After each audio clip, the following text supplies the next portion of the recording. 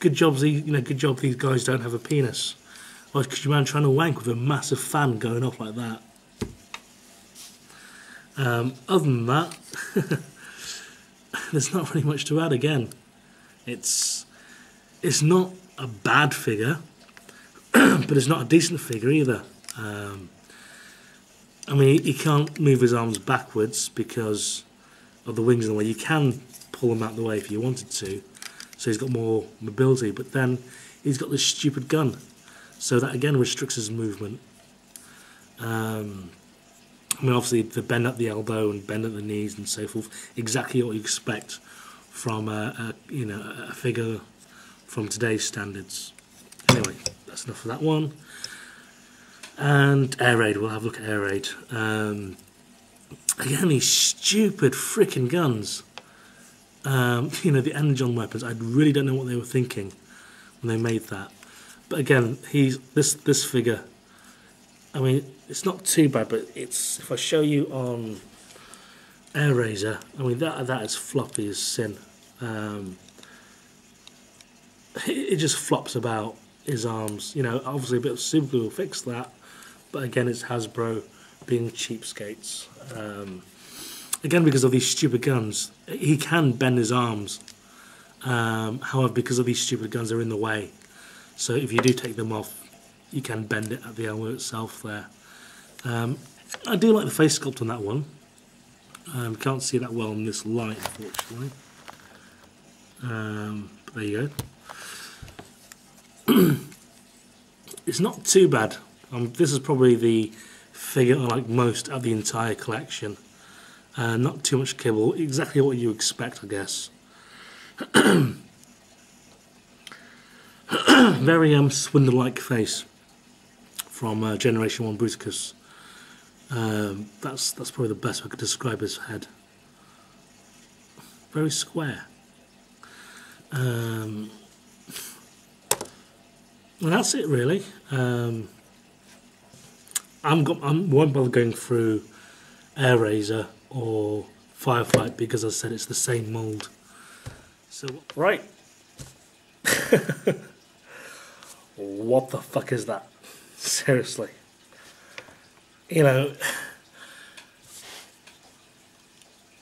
As far as appendages go, Jesus, what were they thinking? What the fuck were they smoking when they came up with this guy? I mean, seriously, the Generation 1 figure pisses on this. It really does in terms of overall looks. Because it just looks stupid. It was... I'll be fair on this figure. A lot of people do not like this figure. I would say it's not bad, but it's not great.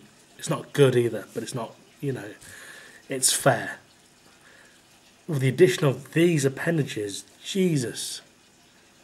Seriously, it brings the figure down so much, and it's such a shame. Aside from the big gaps and so forth, it didn't look too bad. The appendages themselves, Air Razor, Firefly, and so forth. They didn't look too bad. There are a lot worse figures out there. But seriously, they could have come up with something so much better. I mean, overall, it doesn't look too bad close up. If I try and hide the feet, itself, it doesn't look too bad. But with the addition of this, I mean, what is that? A claw? Is that a gun? Is that a shoe? Obviously these are designed so that it can either be the feet or the hands. But how can you call that a hand? The pincers that don't even meet. Again, Superion, as Silverbolt has no weapon himself, Superion has no weapon. Essentially, yeah, you could say these will fire and so forth, but even so, it's such a shame, it really is. Now, as I mentioned before, the reason why I bought this figure is because I purchased this kit. It's the TF Crossfire Transvans Project Aerial Team Appendage Add-on Kit. When I saw the images, I bought this on kapow.com here in the UK. I saw the image. I didn't even have this figure. And I saw it and I thought, I've got to have it. So pretty much, I took my head off there. So pretty much I went out my way to actually buy the appendage kit before I bought the figure. And I bought the figure from Taiwan online on eBay, and it said delivery 14 days. Then I went to Toys R Us about 3 days later. I saw this. I'd already purchased it. I know it was on its way. I already had that, so I thought, fuck it. I went out and bought this thing. So I've got 2 of these ugly things. I mean, straight off there, his foot's fallen off. There's no real locking system. I mean, there is some sort of locking system, but pretty much everything tabs on, clicks into place, falls into place, what have you. So the science and the mechanics behind it is good. You know, I can't knock the mechanics behind it. However, you can't help but try and fit one piece on, and something else comes out of place, comes loose. That's probably my only grumble about it. But as that is in the box, in storage, not to be displayed because it's but ugly. And now I'm going to move on to the appendage kit, which hopefully should improve the figure dramatically.